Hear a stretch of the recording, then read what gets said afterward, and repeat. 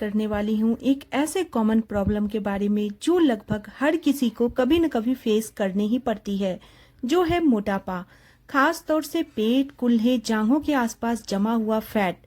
दोस्तों, वैसे तो वेट लूज करना अपने आप में एक चैलेंजिंग टास्क है, लेकिन इन एरियाज के अंदर जमा हुआ जो फैट होता है, इसको कम करना सबसे ज्यादा मुश्किल होता है। बॉडी फैट को कम करने के लिए लो फैट और लो कार्ब डाइट को फॉलो करना, रेगुलर एक्सरसाइज करना तो जरूरी है ही, लेकिन कुछ ऐसी कुदरती चीजें भी हमें ऊपर वालों ने दी है जो कि इस काम में हमारी और भी ज्यादा मदद कर सकती है।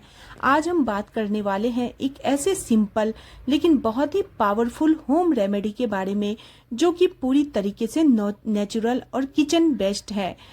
ये आपकी बॉडी में जमा हो चुके इस स्टबबर्न फैट को कम करने में आपकी काफी ज्यादा मदद कर सकती है।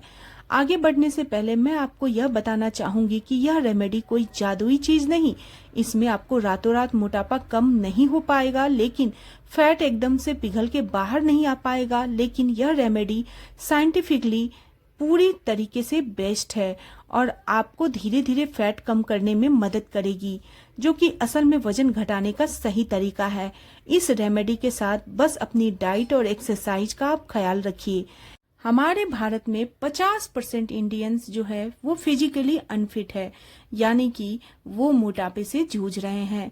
इसका सबसे बड़ा रीजन है अनहेल्दी डाइट। जब हम ज्यादा प्रोसेस्ड फूड से सुगरी ड्रिंक्स और अनहेल्दी फैट्स खाने लग जाते हैं तो यह एक्स्ट्रा कैलोरीज बॉडी में फैट के रूप में बढ़ने लगता है, जो कि ज्यादातर बेली फैट, वेस्ट फैट और हिप्स के आसपास जमा हुए फैट के रूप में होता है। और इसका दूसरा सबसे बड़ा रीजन होता है बिना एक्सरसाइज, यानी कि आप ज्यादा मूवमेंट, फिजिकली एक्टिविटी नहीं करते हैं। जब भी ऐसा होता है तो हमारा मोटापा बढ़ता है।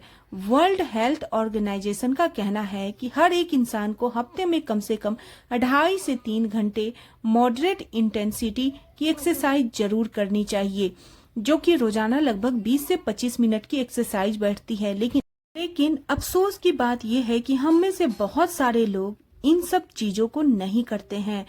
इससे होता क्या है कि बॉडी में जो कैलोरीज होती है वो बर्न नहीं होती और एक्स्ट्रा कैलोरीज फैट के रूप में धीरे धीरे स्टोर होते चली जाती है, जिससे हमें डायबिटीज, हार्ट प्रॉब्लम और ज्वाइंट इश्यूज जैसे सीरियस हेल्थ रिस्क भी बढ़ जाते हैं।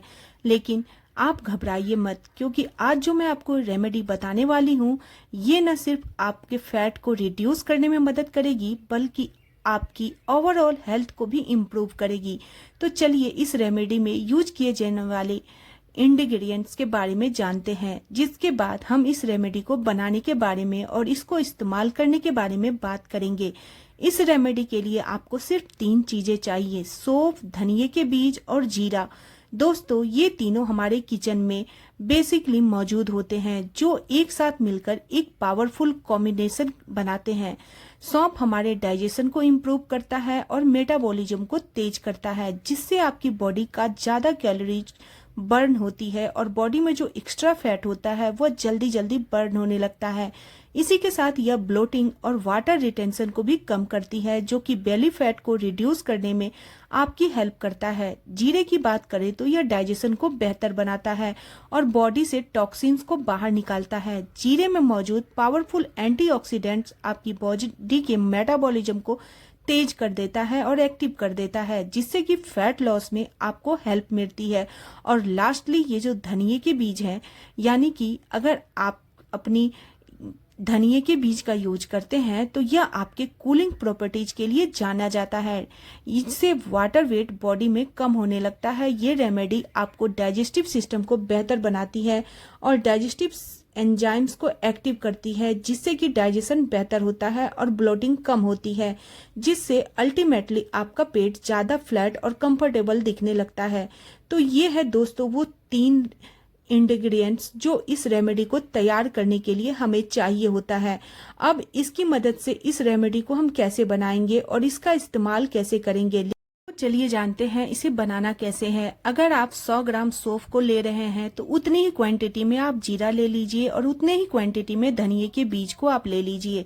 अब इन तीनों चीजों को आपस में आप थोड़ा सा फ्राई कर दीजिए, मतलब कि हल्का सा भून लीजिए और इसे एक मिक्सर में डाल के इसकी पाउडर बना लीजिए और एयर टाइट कंटेनर के अंदर स्टोर कर लीजिए। जब भी आपको यह रेमेडी लेनी है तो बस इसे आप 1 टेबल स्पून निकाल लीजिए और 1 गिलास गुनगुने पानी के अंदर डाल दीजिए। फिर इस पानी को अच्छी तरीके से 10 मिनट तक हल्की आंच पर उबालकर पकाइए ताकि इन सीड्स के सभी एक्टिव कंपाउंड्स पानी के अंदर रिलीज हो जाए।